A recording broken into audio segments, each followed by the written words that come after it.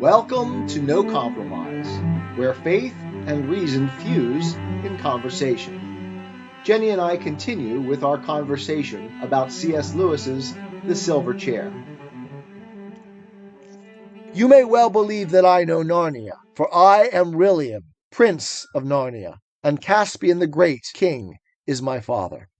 Okay, so we come to the point where we find out this is the lost prince. They found him. Right.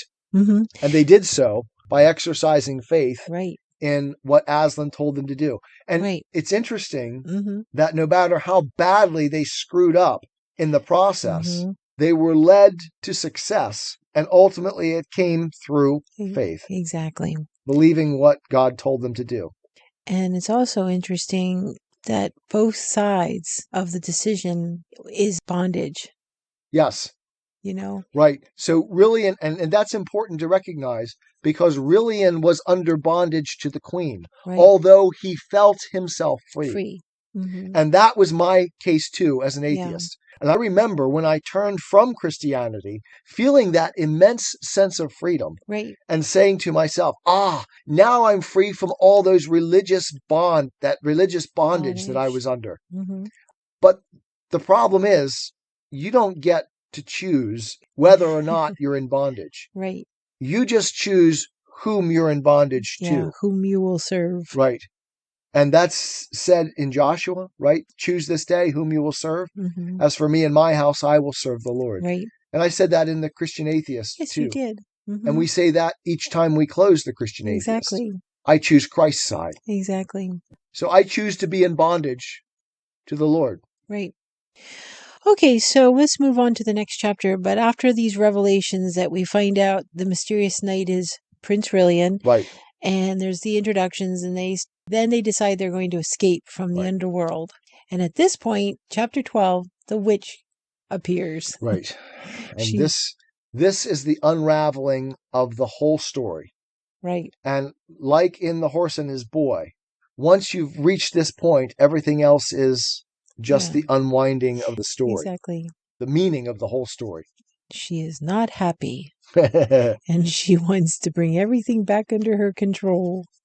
2 Earthmen entered, but instead of advancing into the room, they placed themselves one on each side of the door and bowed deeply. They were followed immediately by the last person whom anyone had expected or wished to see, the Lady of the Green Kirtle, the Queen of Underland. She stood dead still in the doorway, and they could see her eyes moving as she took in the whole situation. The 3 strangers, the silver chair destroyed, and the prince free with his sword in his hand. It's like when a mother comes in the room and sees the mess that the children have made. But in this case, it's a very evil mother. Exactly. She turned very white. Which reminds us of the White Witch. Right. From The Lion, the Witch, and the Wardrobe. Yep. Queen Jadis. Mm-hmm. The White Witch. For a witch, anger rules everything. Huh? Right. And that's sort of that negative feminine. The idea of the woman who controls everything through her anger. Right. And women always set the emotional tone of a household. Mm-hmm. That's right. And if it's an angry woman, it's going to be a very angry household, or a household in which things are not, they may be under control, but they're not happy and they're not good. And now she changes from her anger, just like when the White Witch saw Edmund in The Lion, the Witch, and the Wardrobe. Originally was very hostile, but then turned sweet. Right. In order to manipulate. Right, exactly. Jill thought it was the sort of whiteness that comes over some people's faces, not when they are frightened, but when they are angry. For a moment, the witch fixed her eyes on the prince, and there was murder in them. Then she seemed to change her mind. Leave us, she said to the 2 Earthmen, and let none disturb us till I call on pain of death. How now, my lord prince, she said. Has your nightly fit not yet come upon you? Or is it over so soon? Why stand you here unbound? Who are these aliens? And is it they who have destroyed the chair, which was your only safety?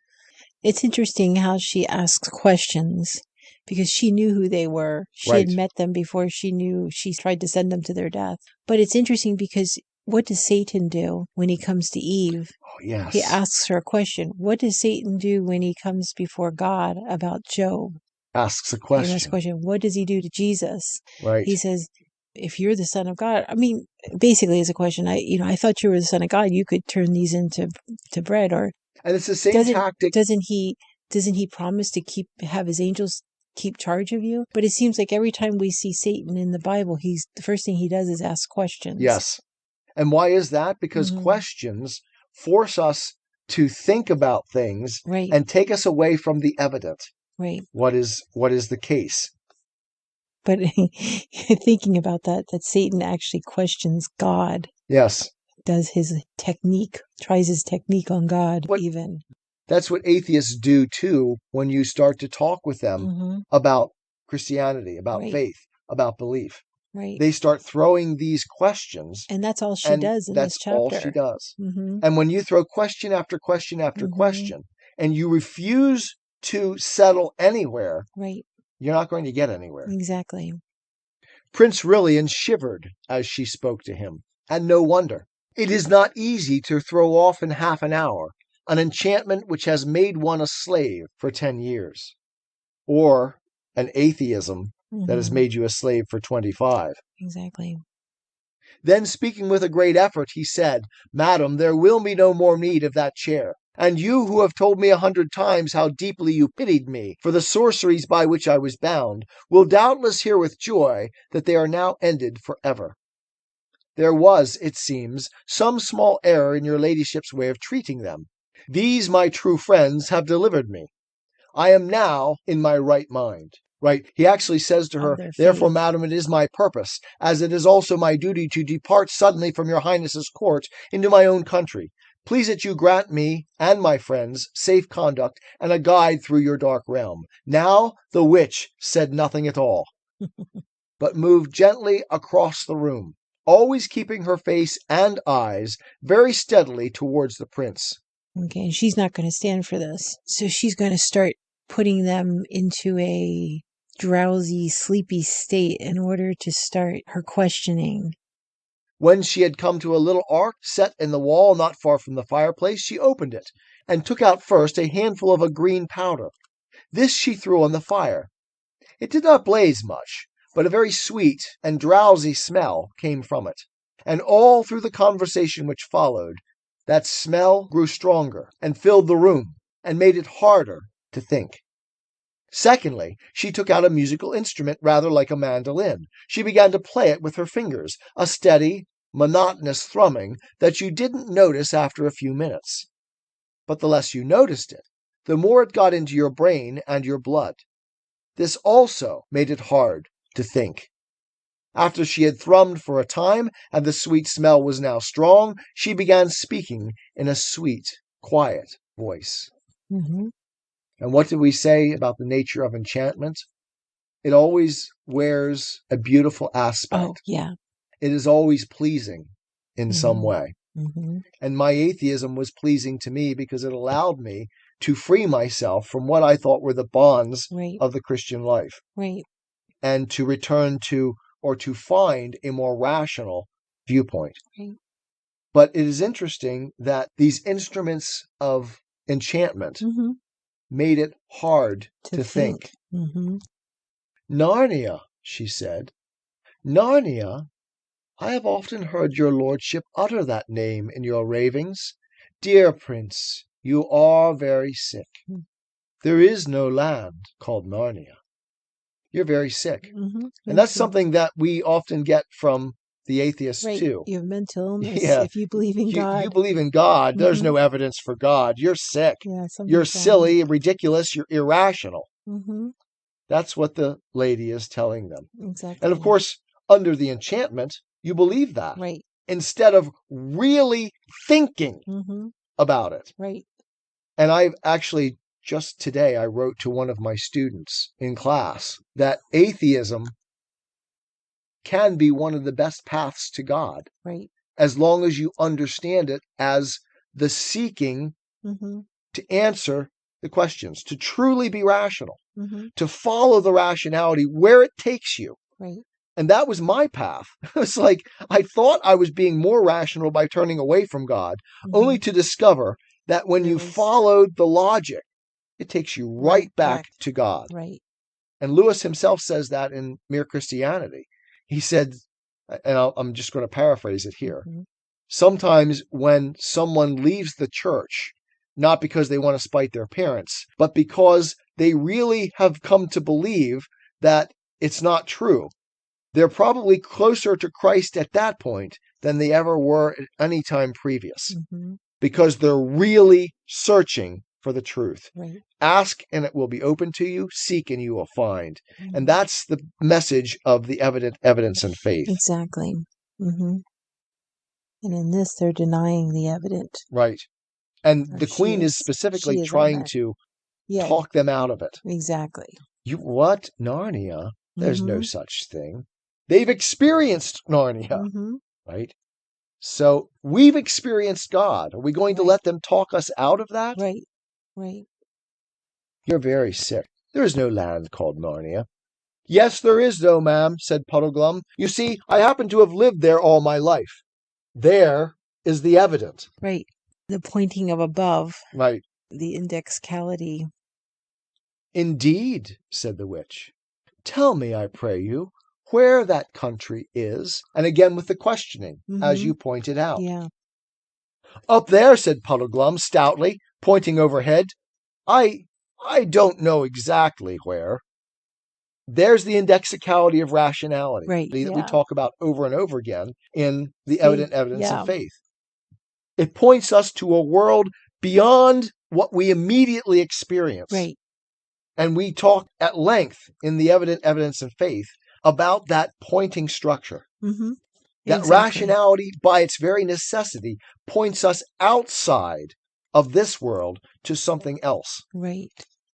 And when we're questioned about where it exactly is, well, that's the problem with saying something non-spatial must be located in space. Right. And this is continually what the atheists do to us, to try to pin us down. How? Said the queen, with a kind, soft, musical laugh. Is there a country up among the stones and mortar of the roof? No, said Puddleglum, struggling a little to get his breath. It's in Overworld. And that kind of reminds us of the atheist Sam Harris. He says to Christians, heaven? We haven't seen heaven. We've looked in outer space. There is no heaven. Right, and this is from that new space telescope that they've just opened up. What's it called? The James Webb Space. The James Webb Space Telescope, yes. And Harris made the comment, which is just monumentally stupid and way below Harris's level of intellect, that we haven't found heaven with it. Just like what she says. You know, what she just said. Right. Is there a country up among the stones and mortar of the roof? So, no, of course not. Right. The world that we're talking about is not a world of that kind. Right. That's not what's being indicated by rationality. And what or where, pray, is this, how do you call it, overworld? Oh, don't be so silly, said Scrubb, who was fighting hard against the enchantment of the sweet smell and the thrumming. As if you don't know. It's up above, up where you can see the sky and the sun and the stars. Why, you've been there yourself. We met you there. I cry you mercy, little brother, laughed the witch. You couldn't have heard a lovelier laugh. There's that enchantment, the beauty that enchants us. Which reminds me of the line from The Lord of the Rings, when they're talking about Strider, and they said, he looks foul, but feels fair. And he's afraid that things that are evil would look fair, but feel foul. Right? And there's that evident, right? Trusting what it is we feel and see. Exactly. You couldn't have heard a lovelier laugh. I have no memory of that meeting, but we often meet our friends in strange places when we dream, and unless all dreamed alike, you must not ask them to remember it. That sort of condescension is another thing that we meet often in our arguments with atheists. Exactly. Madam, said the prince sternly, I have already told your grace that I am the king's son of Narnia, "And shalt be, dear friend," said the witch in a soothing voice, as if she was humoring a child. There's the mother thing again. "Shalt be king of many imagined lands in thy fancies." "We've been there too," snapped Jill. She was very angry because she could feel enchantment getting hold of her every moment. But of course, the very fact that she could still feel it showed that it had not yet fully worked. "And thou art queen of Narnia too, I doubt not, pretty one," said the witch, in the same coaxing, half-mocking tone. "I'm nothing of the sort," said Jill, stamping her foot. "We come from another world." Which is a bad argument for Christians to constantly open up new areas to have to justify when we're discussing with somebody. It's better to stick with one thing. Exactly. "Why, this is a prettier game than the other," said the witch. "Tell us, little maid, where is this other world? What ships and chariots go between it and ours?" Thrum, thrum, thrum went the strings of the witch's instrument. Jill couldn't remember the names of the things in our world, and this time it didn't come into her head that she was being enchanted. For now the magic was in its full strength, and of course the more enchanted you get, the more certain you feel that you are not enchanted at all. Right. And there's that notion of certainty. Right. That is our enemy, whether Christian or atheist. Right. Right. And this is the point that I made throughout the Christian atheist, from start to finish so far, that we are not certain. We never stand in certainty. Even now, as a Christian, I say to myself, am I certain there's a God? No, I'm not certain, but I believe it. Right. And from that, I can take knowledge and understanding and believe in God and move forward on that belief. But it's still always belief, because as limited human beings, we are fundamentally, essentially ignorant creatures. Right. And it's that way on both sides of the looking glass. Right. And that's the fundamental flaw in scientism and atheism. They tend to think they've got it sewn up. Right. They have the answers, and they don't need to look any further. Exactly. But certainty is always an enchantment. She found herself saying, and at the moment it was a relief to say, "No, I suppose that other world must be all a dream." And it is a relief to say that when you say it. "Yes, it is all a dream," said the witch, always thrumming. "Yes, all a dream," said Jill. "There never was such a world," said the witch. "No," said Jill and Scrubb, "never was such a world." "There was never any world but mine," said the witch. And that is the Marxist, the Hegelian. Sorry, I had to say it. I know. That's a good place to put it. But that is the Hegelian. That's the certainty that the world that we create in our minds is the reality. And we're going to make that real because we believe it. Although they don't even admit that they believe it. They pretend that they are revealing a world that they've created. They believe, and they deny that they're believing. Yeah. They believe in the world that their rationality has constructed for them. Right. Just like many people born men are now believing themselves women, and vice versa. But reality says something different. And that's where we go back to the evidence. Right. That's meant to correct our thinking about things. "There was never any world but mine," said the witch. "There never was any world but yours," said they. And then we get to the crux of all of this. Puddleglum was still fighting hard. "I don't know rightly what you all mean by a world," he said, talking like a man who hasn't enough air. "But you can play that fiddle till your fingers drop off, and still you won't make me forget Narnia, and the whole overworld too. We'll never see it again, I shouldn't wonder. You may have blotted it out and turned it dark like this for all I know," and there's the pessimism of the marshwiggle. I was just thinking that. "Nothing more likely, but I know I was there once." And that's the certainty not of rationality, but the certainty of experience, of the evidence. I was just going to say that. I've seen the sky full of stars. I've seen the sun coming up out of the sea of a morning and sinking behind the mountains at night. And I've seen him up in the midday sky when I couldn't look at him for brightness. And again, there's that appeal to the evident. Puddleglum's words had a rousing effect. The other three all breathed again and looked at one another like people newly awaked. And that there is the reason for the Christian atheist. Right. I want to point people Right. back to the evident. To the truth. Right. And people have been looking to God Right. en masse for all of human history.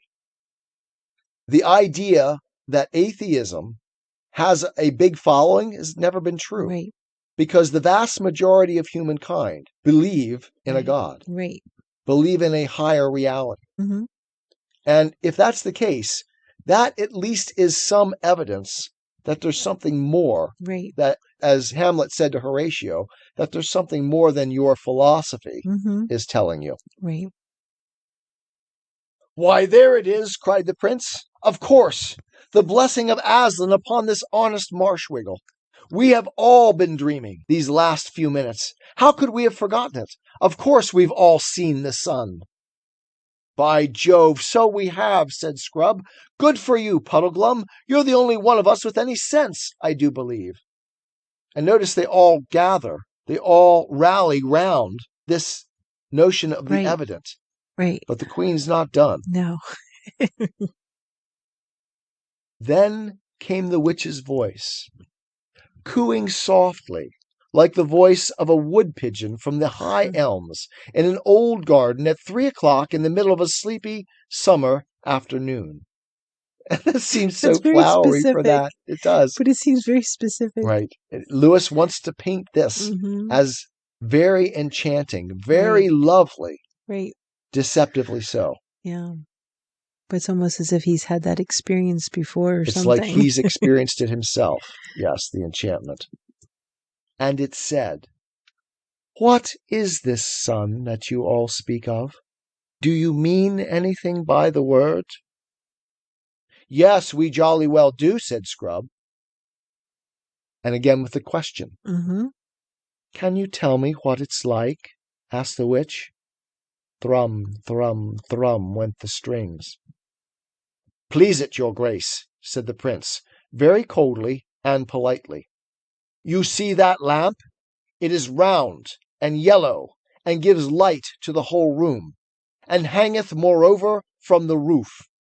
Now that thing which we call the sun is like the lamp, only far greater and brighter. It giveth light to the whole overworld, and hangeth in the sky. And you cannot help but see here the arguments of the Christian trying to make clear what it is they mean by a transcendent reality to others who refuse to accept it. And the witch's response is classic. Yeah. Hangeth from what, my lord? Asked the witch.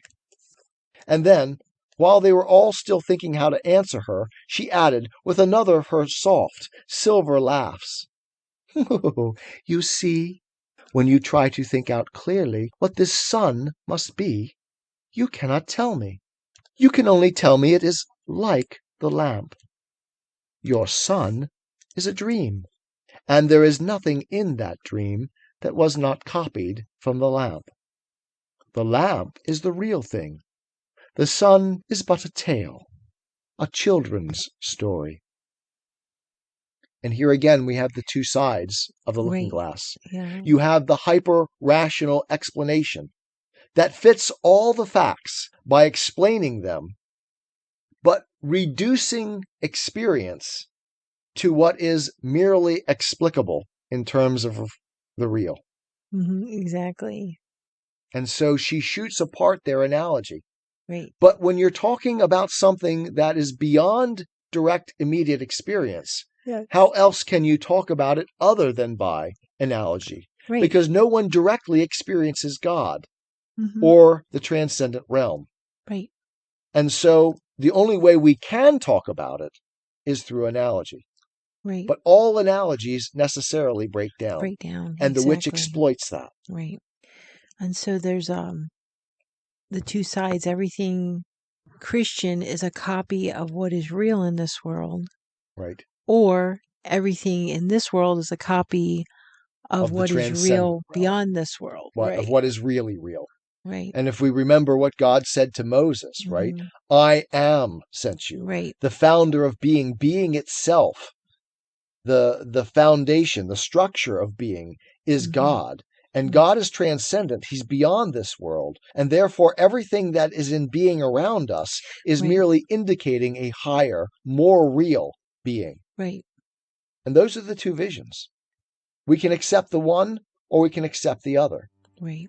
But both sides are faith. Both sides of the looking glass require us to believe a metaphysical vision of reality. I am a Christian, with the searching and skeptical mind of an atheist. I don't want to believe anything that isn't true. I know both sides of the looking glass, and I know them with open eyes. I choose Christ's side.